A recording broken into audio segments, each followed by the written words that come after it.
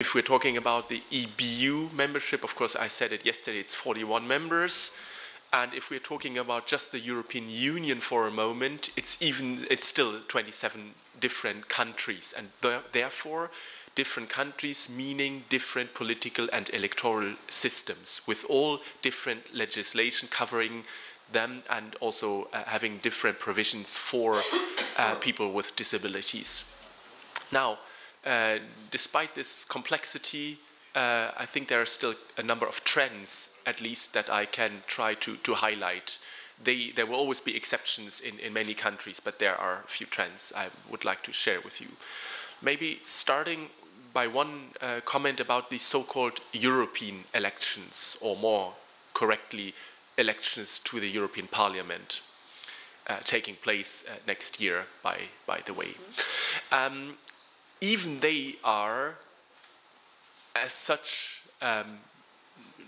in legislative terms, 27 national elections taking place within and on the same dates, let's say, and to allocate by country seats to the European Parliament. So there is some framing legislation for the so-called European elections, but even in terms of organizational and logistical terms, how persons with disabilities can cast their vote in secret in the country of their residence is still varying from one place to the other, even under the umbrella of the so-called European elections. So there are no easy answers there either, I'm afraid to say. Now, coming to the trends that I mentioned. I think there are three general forms of voting that we should distinguish. There is, of course, the paper-based, traditional, if you'd like, voting method. There is the electronic voting, and there is online voting. And I insist a little bit on the distinction between e-voting and online voting.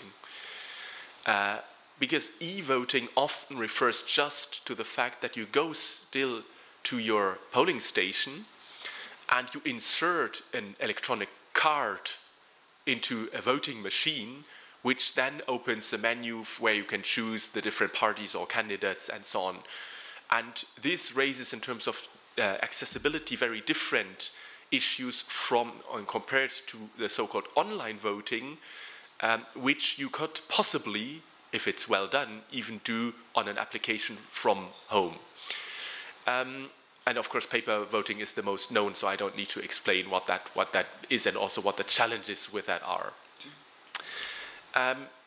In terms of what are the forms mostly used in Europe, so there is the less used is the online voting. It's mostly used in Estonia, and I don't want to take too much of the time for the first round here, but could say a few more words about this, let's say, exception, which it currently is. But I think there is a future also for the participation of blind, partially sighted voters in the online voting.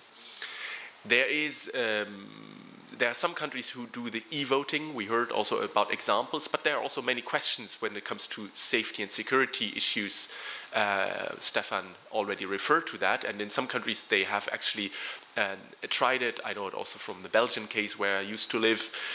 They've tried it, and then they actually said, well, it's not that reliable. They actually went back to the paper vote at some point even. So it's not that, so they're pilots, but it's not used overall.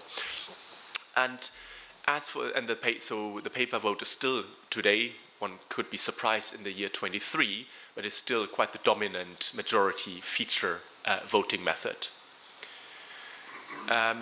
So regardless of those three, let's say, methods and the advantages and disadvantages they represent, I'd also like to say something about the mostly used by blind and partially sighted, at least according to our observations and our monitoring across the countries. The most used sort of accessibility feature, if you'd like to call it like this, is still actually to go to be assisted by someone in and when casting your vote. Again, there are two ways that are allowed depending on the country. There's sometimes you have at least a choice of who should be your assistant. Most people would then choose a family member, but again, this is a choice at least to have.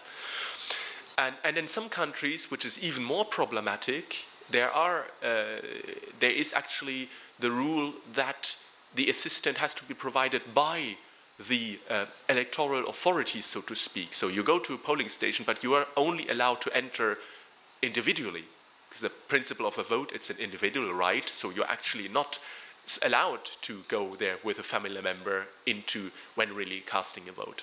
So someone from the electoral, let's say, authorities who is helping on the election day with, for example, the counting afterwards or so on, will assist you. So that's not actually a free choice of whom you trust with your vote. Both of these assisted voting procedures have raised the general question about the secret of the vote, of course, because even if it's a family member and you've chosen to trust that person, of course, you're still not controlling actually what he or she indicates in the voting ballot. So there is, in any case, still this question. It's not an independent vote in secret still. But still, today, the most used method of, let's say, participation of blind and partially sighted voters across the continent. I'll say one last word, and then we can come back and detail all of those things as well, about, of course, the famous paper voting and what's about Braille voting and how can this help maybe.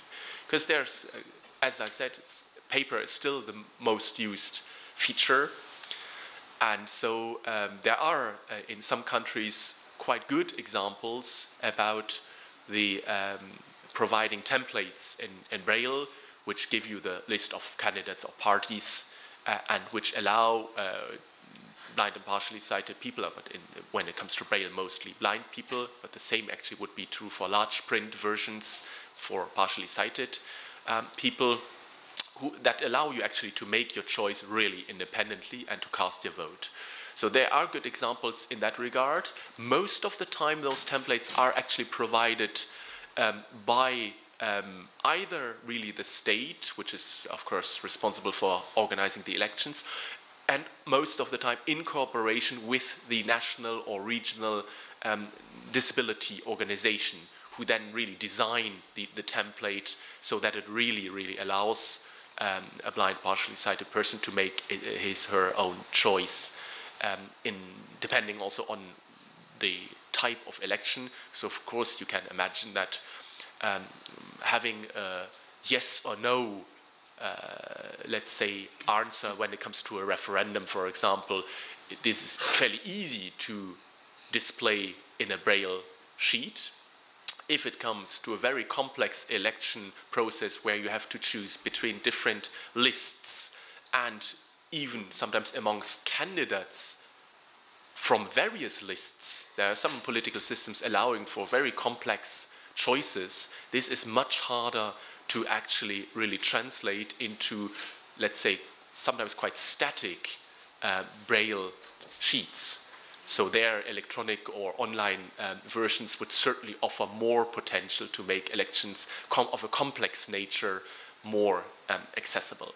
Well, I don't want to use more of your time. We can hopefully come back to some of those a bit more in detail, but I think this gives already, hopefully, a bit of an overview of what the general situation is across the continent.